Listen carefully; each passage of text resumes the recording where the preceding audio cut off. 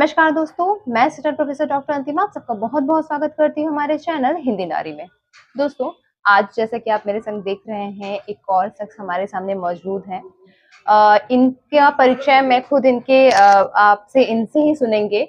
बस मैं इतना बता सकती हूँ कि पूरा इंटरव्यू सुनने के बाद आप सभी के बहुत सारे प्रश्न ऐसे जो आप सब मुझसे हमेशा पूछते हैं, वो सब सॉल्व हो जाने वाले हैं। आप इस इंटरव्यू के बाद इतना मोटिवेट हो जाने वाले हैं कि मुझे लगता है कि आप मुझे और स्पेशली मैम को थैंक्स कहने के लिए मजबूर हो जाएंगे। सो हम स्टार्ट करते हैं।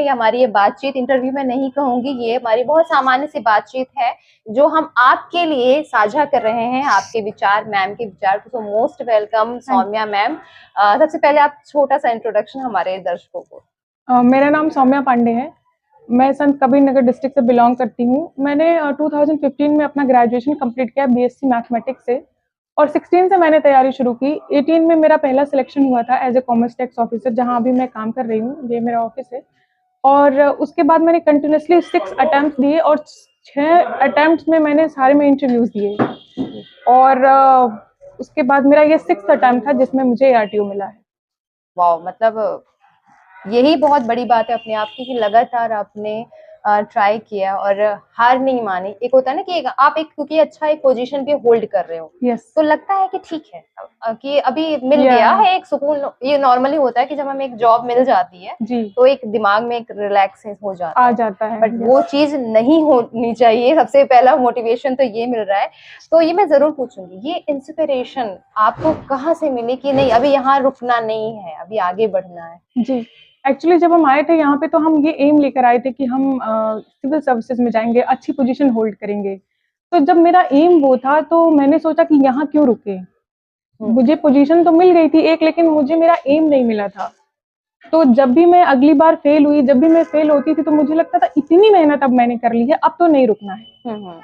मैं ज़्यादातर इंस्पायर होती थी कलाम जी से और गांधी जी से, जो उनकी हम्बलनेस, उनका हार्ड वर्क मुझे बहुत ज़्यादा इंस्पायर करता था। मैं बहुत ज़्यादा हार्ड वर्किंग और डिसिप्लिन्ड हूँ, और शायद इसी वजह से मैंने कंटिन्यू किया अपने जॉब के बाद भी। तो हार्ड वर्क और ये इंस्पिरेशन कि अब फेल हो गए, इतनी मेहनत कर ली, तो अब आगे तो नहीं रुकना है।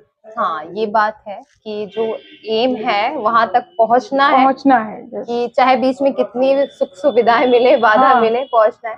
तो बाधाओं की बात है कि तो मैं जरूर पूछना चाहूंगी, तैयारी करते हुए क्योंकि एक लॉन्ग पीरियड आपने तैयारी करी है, 7 years ऑफ कोर्स 7 years बहुत और बहुत इंपॉर्टेंट होता है कि समय आप कैसे अपने आप को कंटिन्यू रखे, क्या क्या कठिनाइयां आई और आपने उनको कैसे डील किया? जी, शुरुआत में जब हम आए थे तो हमारे वहाँ फाइनेंशियल हार्डशिप्स थे, बहुत ज़्यादा थे। और उसके बाद एक लड़की के लिए जब आप सोसाइटी में बाहर निकलते हैं अपने गाँव से, आप एक छोटे से गाँव से प्राइमरी स्कूल में पढ़ रहे हैं, फिर प्राइवेट स्कूल में पढ़ रहे हैं, उसके बाद सडनली आपका एम होता है कि मुझे कुछ सब्सटेंशियल करना है, मुझे एक एग्जाम्पल सेट करना है सोसाइटी में। तो जब आप बाहर आते हैं तो बहुत सारे सोशल प्रेशर होते हैं, बहुत सारी तरह की बातें सुनने को मिलती हैं। आपके आस-पास के लोग लड़की को बाहर भेज रहे हैं, अब लड़की इतनी उम्र की हो गई, 26 हो गई, 25 हो गई, पढ़ाना शादी कर देनी चाहिए।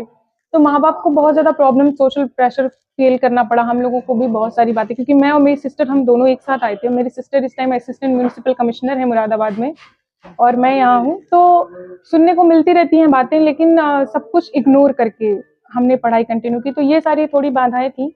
एक जॉब मिलने के बाद तो सोशल प्रेशर और फाइनेंशियल प्रेशर दोनों ही खत्म हो गया था। अब बस एक चीज़ थी कि मुझे अपने अंदर डिसिप्लिन और कंसिस्टेंसी बनाए रखना है, ताकि मैं वहाँ पहुँच सकूँ जहाँ पहुँचने के लिए मैं यहाँ आई थी। देखिए, जब आपको कोई छोटी चीज़ मिल जाती है ना, तो आप उसको सिर्फ़ पड़ाव समझें, अपनी मंज़िल ना समझें। अगर आप उसको अपनी मंज़िल समझ लेंगे, तो फिर आप वहीं रह जाएँगे, आप एक्सेल नहीं कर पाएँगे लाइफ़ में, और लाइफ़ में हमेशा एक्सेल करने की कोशिश करनी चाहिए। और मुझे लगता है ज्यादातर लोग यही करते हैं कि जहां उनको एक कंफर्ट जोन मिल जाता है उसके बाद वो वहां रुक जाते हैं। तो सबसे बड़ा मैसेज ये है कि वो सिर्फ पड़ाव समझना है, मंजिल नहीं। Very important line ma'am. आपने जॉब के पहले भी तैयारी करी है, आफ्टर जॉब भी आपने अपनी स्टडी कंटिन्यू रखा जी। तो ये पहले का क्या शेड्यूल, मतलब कैसे आप मैनेज करती थी? क्योंकि फिर आप एक नॉर्मल कॉम्पिटिटर थी, जॉब पाने के बाद चूंकि आपकी जॉब भी जो है वो बहुत रिस्पॉन्सिबल जॉब है, इसके बाद भी आप अपने स्टडी को कैसे मैनेज करती थी? बिफोर आफ्टर क्या? बिफोर तो ये था कि 11 से 5 या 6 तक रात में सोना था, 6 बजे उठे, अपना सुबह का काम किया, उसके बाद 7:30 बजे पढ़ने बैठ गए। ये शेड्यूल रहता था कि 3 से साढ़े 3 घंटे सुबह में लंच के पहले पढ़ाई करनी है विद करंट अफेयर्स, और उसके बाद ये रहता था कि 4 से 5 घंटे शाम में पढ़ाई करनी है। लेकिन जब आप पढ़ाई करते हैं इतने लॉन्ग पीरियड में, आप कंटिन्यू तभी कर पाते हैं जब आप अपने आप को फुलफिलिंग रखें। फुलफिलिंग रखने का मतलब आपको 20 से 25 मिनट की एक्सरसाइज, चाहे आप वॉकिंग कर लें, चाहे आप जॉगिंग कर लें, चाहे आप घर में योगा कर लें, और अच्छा खाना खाना। अच्छा खाना इन द सेंस कि हेल्दी फूड, बाहर का जंक फूड ज़्यादा ना खाएं, घर का हेल्दी फूड खाएं। क्योंकि मैं खाने के मामले में थोड़ी डिसिप्लिन्ड थी, और मैं ऐसे एक इंसान के साथ रहती थी जो रोज 1.5 घंटे एक्सरसाइज करते थे, तो वो भी काफ़ी लंबे समय तक कंटिन्यू किया यहाँ पे। तो हम लोग की ये आदत थी कि सुबह 25 से 30 मिनट एक्सरसाइज करें या वॉकिंग करें, फिर अच्छा कुछ हेल्दी नाश्ता लें, और दिन में जूस वगैरह लेते रहें, ताकि इससे क्या होता है ना कि हमारा माइंड फ्रेश रहता है, हमें फ्रस्ट्रेशन नहीं होती है। तो जब आप हेल्दी रहेंगे, क्योंकि हेल्दी बॉडी में ही हेल्दी माइंड रहता है, तो आप अपना डाइट भी अच्छे से देखें। और एक 8 घंटे का शेड्यूल, 7 से 8 घंटे पढ़ने का शेड्यूल मेरा ये तो पहले था। लेकिन जब मैं जॉब में आ गई तो मुझे 10 से 5 जॉब करनी थी। तो ये था कि मैं, क्योंकि तैयारी एक लेवल की मेरी हो गई थी, तो मुझे ऐसा लगता था कि 1.5 से 2 घंटे सुबह में मैं पढ़ लूँ, 7 से साढ़े 8 9 तक, और फिर 2 से ढाई घंटे शाम में। और सैटरडे संडे जो भी छुट्टी मिलती थी मैं उसको यूटिलाइज करती थी। मैं कभी भी ऐसे टाइम उस टाइम पे वेस्ट नहीं किया मैंने टाइम। मैंने बहुत ज्यादा रेस्ट्रिक्टेड रखा अपने आप को, बहुत ज्यादा डिसिप्लिन में। यस, क्योंकि अब जॉब करनी थी, जॉब छोड़ नहीं सकते थे, तो उसके साथ मुझे जब पढ़ाई करनी है तो मैं एवरी सेकंड सैटरडे, क्योंकि हम लोग का सेकंड सैटरडे छुट्टी होता है, सेकंड सैटरडे या फिर जब भी हॉलीडे है, तो उसको घर पे बहुत अच्छे से बैठ के पढ़ो। और बाकी सुबह शाम लगभग 4 घंटे स्टडी डेली इम्पोर्टेंट था, तो 4 घंटे डेली करते थे। ओके, तो प्रेशर और फ्रस्ट्रेशन की बात करी आपने। आपने लंबा टाइम गुजारा, कई बार रिजल्ट आपके जैसा आपने सोचा था, एज एक्सपेक्टेड नहीं आता था, तो उस समय जो फ्रस्ट्रेशन होता है, जो प्रेशर होता है, उसको कैसे डील करा आपने? क्योंकि लंबा टाइम था आपका भी एक तैयारी का। बहुत ज़्यादा फ्रस्ट्रेशन हो जाती थी जब रिजल्ट नेगेटिव आता था, लेकिन बाद में, क्योंकि एक टर्म होता है इमोशनल इंटेलिजेंस, आप हमेशा ये कोशिश कीजिए जब आप फेल होते हैं तो उसमें ना कुछ पॉजिटिव ढूंढिए। आप सोचिए कि आप यहाँ तक आ गए, आपने इतनी तैयारी कर ली है। मैंने अभी पहले भी बताया, जब भी मैं फेल होती थी मैं सिर्फ यही सोचती थी कि मैंने इतनी मेहनत कर ली, अब मुझे नहीं छोड़ना है। जब पहली बार फेल हुई तो पहली बार लगा कि अरे अभी तो पहला अटेम्प्ट था, जाने दो। दूसरी बार जब फेल हुई तो लगा कि अरे यार इतनी मेहनत कर ली, अब तो करना ही है। तीसरी बार तो सिलेक्शन हुआ लेकिन डिजायर्ड पोस्ट पे नहीं हुआ। फिर उसके बाद ऐसे कर होते चला गया, तो मुझे लगता था कि जब जब मैं इतनी मेहनत कर ली हूँ, मेरे आसपास के लोग, मुझे लग रहा है कि मैं उनके अच्छे लेवल पे हूँ और वो अच्छे पोस्ट पे जा सकते हैं, तो मैं क्यों नहीं। तो आप हमेशा ये चीज सोचिए, कभी भी ये यूपीपीसीएस के एग्जाम में कभी ये ना सोचें कि मैं वहां कर नहीं सकती। कभी गिव अप ना करें। जब आप कंसिस्टेंसी बनाए रखेंगे, हार्डवर्क बनाए रखेंगे, तो 100% आप पहुंचेंगे। ये मैं एग्जाम्पल हूँ, मेरे आसपास बहुत लोग ऐसे एग्जाम्पल हैं। गिव अप ना करें, बस मेरा ये मानना है। कंटिन्यू करना है, कंसिस्टेंसी मिल बनाए नहीं रखें, जाएगा। मिल वैसे से नहीं मैं जाए। कहती हूँ वो माझी द माउंटेनियर, जब तक यस, तोड़ेंगे नहीं तब तब तक छोड़ेंगे नहीं।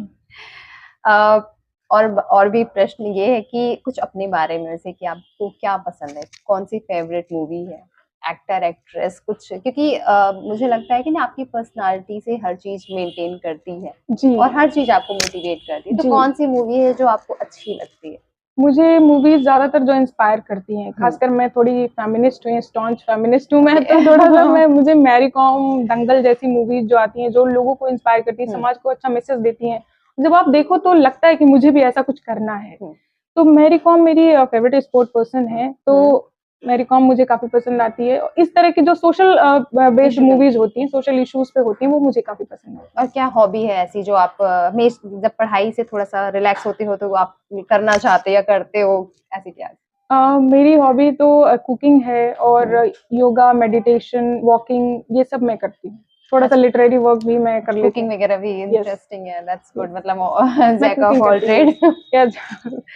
तो स्टडी का जो शेड्यूल था आपका, वो जॉब के पहले क्या था, जॉब के बाद क्या था? मतलब ये क्या फिक्स आवर होता है या टारगेट बेस्ड होता है या टाइम बेस्ड पढ़ना चाहिए? किस तरीके से आप पढ़ते थे? मेरा ये था कि एक फिक्स आवर था। मुझे ज्यादातर तो स्टडी करनी चाहिए टारगेट बेस्ड, तो टारगेट भी रहता था और भी रहता था, मेरा दोनों फिक्स रहता था। मुझे, मेरे जो सोने का शेड्यूल रहता था वो मेरा फिक्स था कि मुझे 11 से 6 सोना ही सोना है। सोने का शेड्यूल में गड़बड़ नहीं करती थी अपना, और ज्यादातर मैं बाहर जाती भी नहीं थी। तो पढ़ाई का टाइम जो रहता था वो 7:30 8 से लेके एक शिफ्ट 11 तक रहता था। बीच में मैं चाय, क्योंकि ब्लैक टी और green tea, black coffee green tea मैं ज्यादा पीती हूँ, तो मैं लेती रहती थी, क्योंकि आपको कुछ कुछ लेते रहना है, क्योंकि आप एनर्जी फील करेंगे तब पढ़ेंगे। तो एक मैं कुछ घंटे करंट अफेयर्स के लिए, फिर ऑप्शनल पढ़ लिया, फिर शाम में मैं ज्यादातर जीएस पढ़ती थी। ओके। जब आप पढ़ाई करें, एक चीज मैं बताना चाहती हूँ, जब आप पढ़ाई करें तो आप जो भी बुक पढ़ रहे हैं उस बुक को कम से कम हफ्ते भर कंटिन्यू करें। इसका ये, क्योंकि जब आप कंटिन्यू करेंगे तो आप पहले चैप्टर, दूसरे चैप्टर, तीसरे चैप्टर में लिंकेज एस्टैब्लिश कर पाएंगे। क्योंकि जब हम एक बुक को एक चैप्टर पढ़ के छोड़ देते हैं, उसके बाद नहीं पढ़ा हमने, फिर दूसरा बुक उठा लिया, तीसरी बुक उठा ली, तो जब फिर दोबारा से उस बुक को पढ़ेंगे तो चीजें भूल जाएंगी और लिंकेज में एस्टैब्लिश हो पाएगा। तो जब आप एक बुक को पढ़ते हैं, बहुत लोग का ये प्रश्न होता है, मैं आज बता दे रही हूँ कि मैम एक साथ ज्यादातर बुक्स पढ़ें या फिर एक ही बुक को हफ्ते भर कंटिन्यू करें। तो मेरा मानना है कि आप एक बुक को कुछ चैप्टर्स तक अच्छे से पढ़ लें पहले, ताकि प्रीवियस चैप्टर्स और नेक्स्ट चैप्टर्स में अच्छे से लिंक एस्टैब्लिश कर लें। उसके बाद फिर दूसरी कोई बुक पढ़ें। जब तक आपको एक लिटिल अंडरस्टैंडिंग डेवलप ना हो जाए उस बुक की, तब तक उस बुक को पढ़ें। तो आपने लाइब्रेरी वगैरह कोई ज्वाइन की थी या घर पे रह करके पढ़ते थे? क्योंकि आजकल लाइब्रेरी कल्चर का बहुत ज्यादा हो रहा है, तो आप क्या प्रेफर करते थे? नहीं, मैं लाइब्रेरी प्रेफर नहीं करती थी, वो इसलिए क्योंकि मुझे ना हर आधे 1 घंटे पे कुछ ना कुछ चाहिए होता है खाने के लिए, तो ऐसा लाइब्रेरी में पॉसिबल नहीं था। और घर पे ज्यादा, अगर आपके पास एक फिक्स रूम है पढ़ने के लिए, तो मुझे नहीं लगता लाइब्रेरी की जरूरत है। अगर आपके पास नहीं है स्पेस, शांति नहीं है आपके पास, तो आप लाइब्रेरी में पढ़ सकते हैं। बट ये पर्सन टू पर्सन डिपेंड करता है, उनको क्या पसंद है। तो और इसी के साथ ये जो होता है ना कि बहुत से कंफ्यूजन होती है कि लेट नाइट पढ़ना चाहिए या मॉर्निंग में उठ के पढ़ना चाहिए। बहुत लोग बोलते हैं मॉर्निंग में उठ के पढ़ो तो ज्यादा याद होता है, बहुत लोग लेट नाइट पढ़ते हैं। आप क्या प्रेफर करते रहे हो अपने मैं लिए? तो प्रेफर करती थी ना बहुत सुबह उठती थी और ना ही बहुत रात तक। मैंने बताया कि मैं 6 साढ़े 6 बजे सो के उठती थी। रात में मैं सोना ही प्रेफर करती थी। लेकिन ये अगेन, ये आपकी पर्सनालिटी, आपकी बॉडी पे क्या सूट करता है, क्योंकि बहुत लोग सुबह उठ जाते हैं लेकिन वो अपना 100% दे नहीं पाते हैं।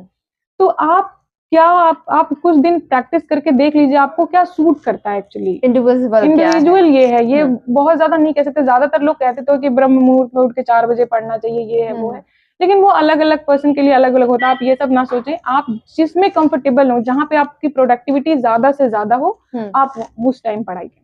एग्जैक्टली, ये मैंने जरूरी से, क्योंकि एक बच्चे ने मेरे से पूछा था कि मैम ये सुबह उठ के पढ़ना जरूरी है क्या? मुझे बिल्कुल याद नहीं होता, मुझे नींद आती है। तो मैं सोचा कि एक एक्सपर्ट के मुंह से सुन के शायद ज्यादा लोग कॉन्फिडेंस होगा कि आपके हिसाब से है कि आप किसी भी हिसाब से पढ़ो। किसी भी। अब बातें हैं इस एग्जाम पे, आने वाला है एग्जाम, वापस से फॉर्म आ चुके हैं। 14 मई को है, तो मुझे लगता है 100 डेज के अप्रोक्स अब बचा है। बहुत कंफ्यूजन है, बहुत कैओस है कि मेंस भी देखना है, प्री भी देखना है, तो अभी क्या करें? प्री मेंस साथ में पढ़े बच्चे या प्री ज्यादा फोकस करें? आपको क्या लगता है इस टाइम, इस ड्यूरिंग इस टाइम टेबल में, इस टाइम में क्या करना चाहिए? मुझे लगता है कि ये डिपेंड करता है कि आपकी तैयारी कितनी है, आप अभी क्या करेंगे, ये डिपेंड। अगर आपका पहला या दूसरा अटेम्प्ट है ये यूपी पीसीएस का या यूपीएससी का किसी भी एग्जाम का, तो आप सिर्फ और सिर्फ यूपी पीसीएस प्रीलिम्स फोकस्ड हो जाएं। लेकिन अगर आपने मेंस लिख लिया एक दो बार या प्रीलिम्स की एक तैयारी आपकी पहले हो चुकी है, तो आप अभी 15 से 20 दिन या पूरा फरवरी आप मेंस के लिए पढ़ाई कर सकते हैं। 1 मार्च से आप स्टार्ट करें प्रीलिम्स की स्टडी। लेकिन ये उन लोगों के लिए है जिनकी घटना चक्र की या करंट अफेयर की अंडरस्टैंडिंग ठीक है और उनको कॉन्फिडेंस है कि वो 2-2.5 महीने में कर लेंगे। पहले दूसरे अटेम्प्ट वाले जरूर सिर्फ और सिर्फ प्रीलिम फोकस्ड हो जाएं। ओके, तो बाकी आपके पर्सनल उस पे डिपेंड करता है। हमारी सलाह यही है क्या कुछ 2-3 टिप्स जो आप प्रीलिम्स के लिए स्पेशली बच्चों को देना चाहें तो तैयारी करें? प्रीलिम्स, मेंस या इंटरव्यू कोई एग्जाम हो, आप सबसे पहली टिप्स ये है कि आप मिनिमम रिसोर्सेज मल्टीपल रिवीजन पे ध्यान दें। मिनिमम रिसोर्सेज मल्टीपल रिवीजन, क्योंकि प्रीलिम्स में यूपी पीसीएस में फैक्ट्स बहुत ज्यादा पूछे जाते हैं। आप जब तक बहुत ज्यादा अच्छे से रिवाइज नहीं करेंगे तो आप फैक्ट्स को टिक नहीं कर पाएंगे वहां पे। दूसरा है कि कंसिस्टेंसी जरूर बनाए रखें, कभी गिव अप करने की सोचें भी मत। अगर आप गिव अप करने की नहीं सोचेंगे, आप हमेशा अपना एम अचीव करेंगे। और अगर आपने अपना एम अचीव नहीं भी किया तो आप कुछ ऐसा अचीव जरूर कर लेंगे जिससे आप सेटिस्फाइड रहेंगे। तीसरी टिप्स ये है कि आप अगर प्रीलिम्स के यूपी पीसीएस प्रीलिम्स की तैयारी कर रहे हैं तो करंट अफेयर्स, घटना चक्र और प्रीवियस ईयर क्वेश्चन पेपर्स को बहुत अच्छे से कई बार रिवाइज करें। एक और इस समय बहुत ज्यादा हो रहा है कि मीडियम क्या रखना चाहिए, हिंदी मीडियम, इंग्लिश मीडियम, क्या मीडियम जो है स्पेशली यूपीपीसीएस के हिसाब से किस मीडियम में ज्यादा निकल रहे हैं? आप कंपटीशन देख रही हैं, आप रिसर्च भी कर रहे होंगे जी। कि क्या मीडियम से ज्यादा रिजल्ट बन रहे हैं और किस से क्या रखें अभी बच्चे जो स्टार्ट कर रहे हैं, जो बच्चे तैयारी? देखिए, यूपी पीसेस में मीडियम का तो कोई मैटर ही नहीं है। यूपी पीसेस में मेरे कई सारे दोस्त हिंदी मीडियम से हैं जो एसडीएम बने हैं, टॉपर्स रहे हैं और अलग-अलग कई सारे पोस्ट पे हिंदी मीडियम के बच्चे सिलेक्ट हुए हैं। तो मीडियम का मैटर तो यूपी पीसेस में है ही नहीं। आप मीडियम की बात को दिमाग से एकदम से निकाल दें। अच्छे से मटेरियल लेके आएँ और बहुत अच्छे से बिना सोचे, बिना मीडियम के बारे में सोचे बहुत अच्छे से तैयारी करें, 100% आप सिलेक्ट होंगे। ओके, मतलब वो आपके पर्सनल्स पे डिपेंड करता है कि हाँ। मैंने, क्योंकि कई बार ऐसा होता है ना, हमें रिसोर्सेज किसी में नहीं, कम मिलते पर्सनल हैं, कभी ज्यादा मिलते हैं, तो लोग बोलते हैं यूपीएससी के हिसाब से इंग्लिश मीडियम ज्यादा है, तो क्या यूपीपीसीएस में भी अब इंग्लिश मीडियम ज्यादा हो रहा है हिंदी मीडियम के देखिए, अपेक्षा? इंग्लिश मीडियम के बच्चे नो डाउट कि सिलेक्ट अब पहले से ज़्यादा हो रहे ज्यादा हैं। रेशियो ये उसका जो है रीज़न ये है कि इंग्लिश मीडियम के ही बच्चे एग्ज़ाम ही ज़्यादा दे रहे हैं। हाँ अब अगर 50% बच्चे इंग्लिश मीडियम के एग्ज़ाम देंगे, तो 50 कुछ परसेंट बच्चे तो इंग्लिश मीडियम के हाँ सिलेक्ट होंगे ना अगर। देंगे। तो ये परसेंटेज है कि अब जो नए बच्चे आ रहे हैं, वो इंग्लिश मीडियम के आ रहे हैं। लेकिन डिफर ऐसा कर नहीं है कि हिंदी मीडियम वाले बच्चे सिलेक्ट नहीं हो रहे हैं। काफ़ी अभी भी 40% 50% हिंदी मीडियम के बच्चे सिलेक्ट हो रहे हैं। तो मीडियम के बारे में आपको नहीं सोचना है, आपको बस पढ़ाई करनी है और यूपी पीसीएस के लेवल पे मीडियम चाहे कोई भी हो, मटेरियल अवेलेबल है। यूपीएससी में थोड़ा-सा है कि अभी इंग्लिश मीडियम में मटेरियल्स ज़्यादा अच्छे हैं, लेकिन पीसीएस पीसीएस के के लेवल लेवल पे में मटेरियल का भी कोई दिक्कत नहीं है। तो रही बात बुक लिस्ट की, स्पेशल गाइडेंस की, तो उसके लिए मैम का ऑलरेडी एक चैनल है। मैम आप चैनल के बारे में कुछ बता दीजिए बच्चों को। मेरे चैनल का नाम है यूपी पीसीएस डिमिस्टिफाइड। मैं इसमें स्पेशली यूपी पीसीएस के बारे में छोटे-छोटे टिप्स, बड़े टिप्स जो आपको लगता है कि ज़रूरी है, जो मुझे लगता है कि एग्ज़ाम के लिए बहुत ज़्यादा ज़रूरी है, स्ट्रैटेजी, बुक लिस्ट और छोटी-छोटी चीज़ें, किस तरह से रटा जाए, किस तरह से पढ़ाई की जाए, मैं इसमें बताती हूँ। आप चैनल को व्यू कर सकते हैं और अगर आपके कोई क्वेश्चन आते हैं तो कमेंट बॉक्स में आप डाल सकते हैं, मैं आपके क्वेश्चन का आंसर ज़रूर दूँगी। मेरा एक टेलीग्राम चैनल भी है, कमेंट में आपको लिंक मिल हाँ, जाएगा। मैं डिस्क्रिप्शन में और कमेंट में पिन कर दूंगी मैम का हाँ। चैनल और टेलीग्राम चैनल दोनों ही। जी। आप वहां से देख लीजिएगा। मैंने खुद देखा है मैम का चैनल, बहुत ऑब्जर्वेशन किया है कि बहुत डिटेल में मैम एक्सप्लेन करते हैं और एक्चुअली में ये आपको हेल्प करेगा। मेरी पर्सनल एडवाइस है ये आप सबको कि आप अगर आप इस फील्ड की तैयारी कर रहे हैं तो आप जरूर मैम से कांटेक्ट रखें और कोई भी क्वेश्चन, कोई भी क्वेरीज हो आप हमारे चैनल पर भी भेज सकते हैं, हम मैम से कंसल्ट करेंगे। मैम के चैनल पे डायरेक्ट आप उनसे जाकर के कंसल्ट कर सकते हैं। So thank you ma'am, thanks for your valuable time. कुछ एडवाइस जो आप हमारे दर्शकों से, बच्चों से, स्पेशली गर्ल्स कैंडिडेट से कुछ कहना चाहें तो? गर्ल्स के लिए स्पेशली मैं एक बात कहना चाहूँगी, हमेशा कोशिश करें क्योंकि आप एक एग्ज़ाम्पल बने सोसाइटी में, ताकि लोग आपको फ़ॉलो करें। मैं कोशिश कर रही थी बचपन से, क्योंकि मैं एक ऐसी सोसाइटी से आती हूँ जहाँ पे जेंडर इनइक्वालिटी अभी भी हमारे समाज में तो है ही, और वहाँ पे लड़कियों को पढ़ाया ही कम जाता है। 18-19 साल की लड़कियाँ हुई शादी कर दी जाती है। तो आप हमेशा कोशिश करें कि इस समाज में ऐसे एग्ज़ाम्पल बने ताकि लड़कियों को आगे बढ़ाया जा सके। और लोगों के लिए एक टिप्स है कि without your involvement you can't succeed, without your involvement you can't succeed and with your involvement you can't fail। तो आप अगर बहुत अच्छे से हार्ड वर्क और कंसिस्टेंसी बनाए रखेंगे तो 100% आप पास होंगे। ये कलाम जी का कोट है, मैं कलाम जी से काफी इंस्पायर्ड हूँ, तो आप प्लीज इसको फॉलो करेंगे तो जरूर सक्सेस होंगे। सो लास्ट में ये हमारे चैनल की तरफ से आपको बहुत छोटी सी भेंट, ये छोटी सी thank you. And this one. Thank you very much. Thank you so much ma'am. आप सबके अगेन मैं कह रही हूँ, जो भी क्वेश्चन, जो भी क्वेरीज है वो हमें मेल कर सकते हैं और कमेंट सेक्शन में पूछ सकते हैं। हम भी मैम से जुड़े हुए हैं, मैम से आप डायरेक्ट बात कर सकते हैं। जो भी हो आप हमसे पूछें। आप सभी दर्शकों को, जो भी प्रतियोगी छात्र हैं, उनको मेरी और मैम की तरफ से ढेर सारी शुभकामनाएं। शुक्रिया। Thank you.